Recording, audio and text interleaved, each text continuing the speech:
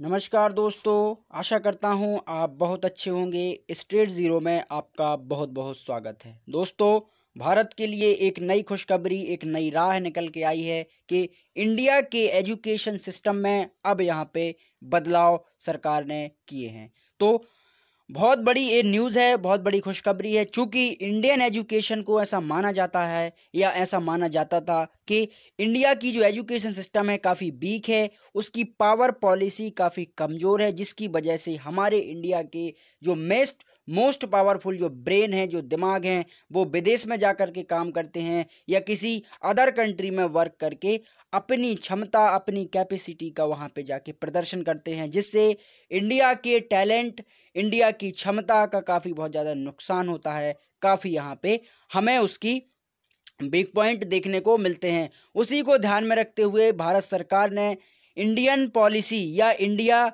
New national policy के नाम से एक नई रिपोर्ट जारी की है और इस रिपोर्ट में कहा है कि पूरे इंडियन एजुकेशन सिस्टम को, चाहे वो 10+2 वाला एजुकेशन सिस्टम हो जिसे हम हायर एजुकेशन कहते हैं, या फिर वो हाई एजुकेशन सिस्टम हो जिसे हम for BA, BSc, BCom, PhD या फिर कोई भी एक्सट्रीम लेवल का एजुकेशन सिस्टम हो, उस सभी में यहाँ पे बदलाव करने की कोशिश की है इंडियन एजुकेशन सिस्टम में। दोस्तों, बहुत बड़े वैज्ञानिक और बहुत बड़े दूरदृष्टि रखने वाले हमारे ऋषि मुनि और हमारे प्राचीन काल के जो महानता थे, जिन्होंने भारत को एक चरम उत्कर्ष पर पहुंचाया, भारत को सोने की चिड़िया बनाया, उन्होंने कई सौ सालों पहले ही बोल दिया था कि अगर किसी देश की वृद्धि और विकास होना है, उस देश की क्षमता बढ़ानी है, तो सबसे पहले हमें शिक्षा पे ध्यान देना होगा। सबसे पहले हमें उस देश की, उस राज्य की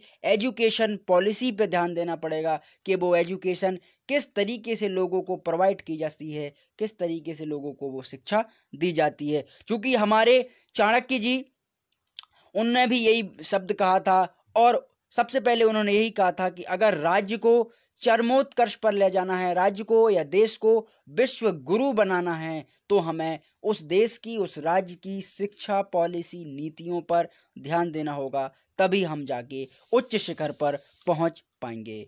इसी को ध्यान में रखते हुए भारत सरकार ने 2020 में नई पॉलिसी चेंज की है। दोस्तों, सबसे पहले तो मैं आपको बता दूं कि जो 10+2 का स्ट्रक्चर है वो अब यहाँ पे डाउन हो गया, यानी अब वो यहाँ पे ख़त्म हो जाएगा इन बच्चों के लिए। अब यहाँ पे जो फॉर स्कूल की शिक्षा होगी वो चलेगी 5+3+3+4। इसके अकॉर्डिंग हम यहाँ पे एजुकेशन प्रोवाइड करेंगे और 11 से 14 और 14 से 18 साल के जो बच्चे हैं वो इसमें काफ़ी ज़्यादा यहाँ पे पार्टिसिपेट करेंगे और 5 साल से जो कम एज के बच्चे हैं उनके लिए भी एक स्पेशल एजुकेशन प्रोवाइड किया जाएगा। और सबसे बड़ी चीज़ है कि पूरे ऑल इंडिया में यहाँ पे NCERT का कोर्स सभी स्टूडेंटों को प्रोवाइड किया जाएगा। और जो भारत का human resource and development ministry है, उसका भी नाम चेंज करके अब उसका नाम हो गया है एजुकेशन मिनिस्ट्री। जो हमारे human resource and development minister हैं रमेश पोखरियाल जी, उनको अब एजुकेशन मिनिस्टर यहाँ पे उनका दर्जा दे दिया गया है। अब इसी को ध्यान में रखते हुए हम कुछ मुख्य जो बिंदु हैं, जो पॉइंट हैं कि बदलाव क्या क्या हुए हैं, उनके बारे में हम एक एक करके आपके सामने डिस्कस करेंगे। क्योंकि पैंडेमिक का टाइम है, कोरोना वायरस का, ये अभी हाल ही में काफ़ी ज़्यादा यहाँ पे केसेस लगातार बढ़ रहे हैं, जिसको ध्यान में रखते हुए सितंबर टू अक्टूबर तक इसको डिले कर दिया था फॉर कोविड-19, लेकिन अब उसको यहाँ पे कंटिन्यू करेंगे और ऐसा प्लान है कि 2025 तक हम इसको बेहतर से बेहतर पॉलिसी और नीतियों के लिए,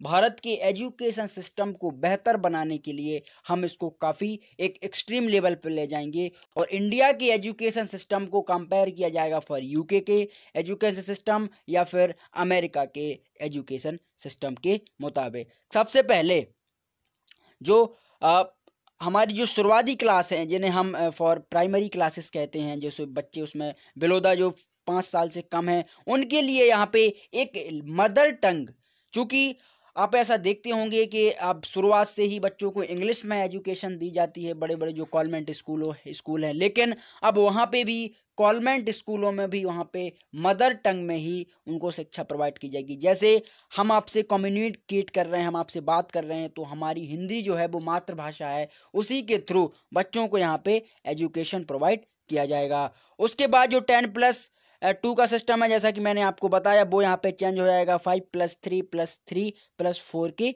अकॉर्डिंग, जिससे काफ़ी यहाँ पे सहूलियत होगी। और बच्चा 12th तक अगर वो 5वीं के बाद यहाँ पे ड्रॉप करता है तो उसको फिर आगे पढ़ने की यहाँ पे पॉसिबिलिटी होगी, या फिर हायर एजुकेशन को वो गेन करने की कोशिश करता है। सपोज दैट अगर कोई स्टूडेंट हायर एजुकेशन में कॉलेज जाता है, कॉलेज में बीए या बीएससी करता है, तो उस टाइम पीरियड में अगर वो ड्रॉप करता है फॉर 3 ईयर के दौरान, 2 ईयर के दौरान, या फिर 1 साल के बाद भी अगर वो ड्रॉप करता है, तो उस 1 साल की डिग्री, उसके क्रेडिट जो कोड हैं वो यहाँ पे काउंट किए जाएंगे और 1 साल का उसे वो डिप्लोमा कोर्स दिया जाएगा। और 2 साल का अगर वो 2 साल के बाद ड्रॉप आउट लेता है तो उसको एक बैचलर भी डिग्री दी जा सकती है। इसलिए मिलाकर के जो 3 साल की कोर्सेस हैं उनको शिफ्ट कर दिया 5 साल के कोर्सेस में।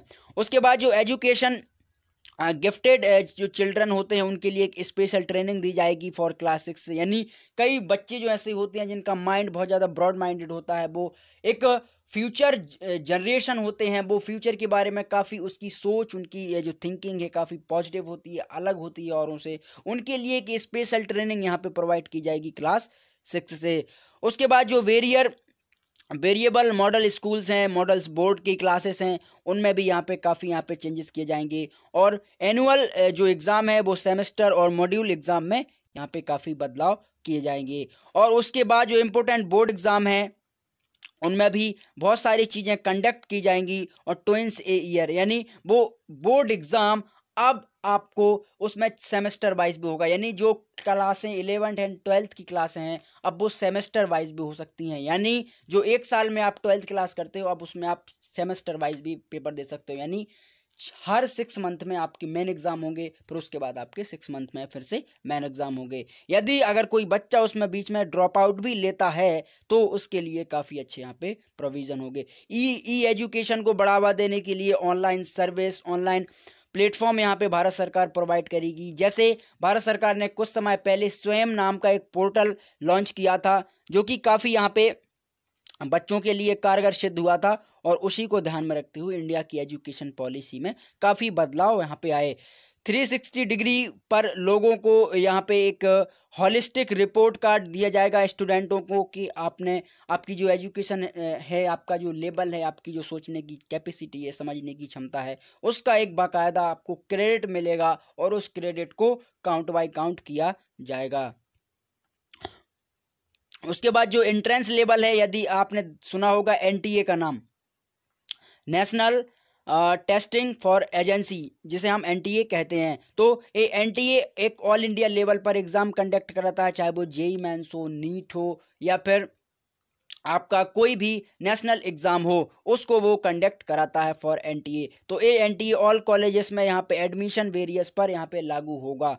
इसको हमें समझना पड़ेगा कि एक स्टूडेंटों की जो कैपेसिटी है, जो क्षमता है, वो केवल और केवल मार्कशीट से नहीं डिसाइड होगी। अब उसके लिए एक कॉमन एंट्रेंस और एक कॉमन टेस्ट की भी यहाँ पे आवश्यकता पड़ेगी। उसके बाद multiple entry for exit programme and undergraduate degree courses have been the multiple exit option यहाँ पे उनको रखे जाएंगे। जैसे सपोज दैट अगर कोई बच्चा बीए करता है और बीए में उसको हिस्ट्री, पॉलिटी, ज्योग्राफी, इकोनॉमिक्स, ये सभी सब्जेक्ट उसको पढ़ने पड़ते हैं।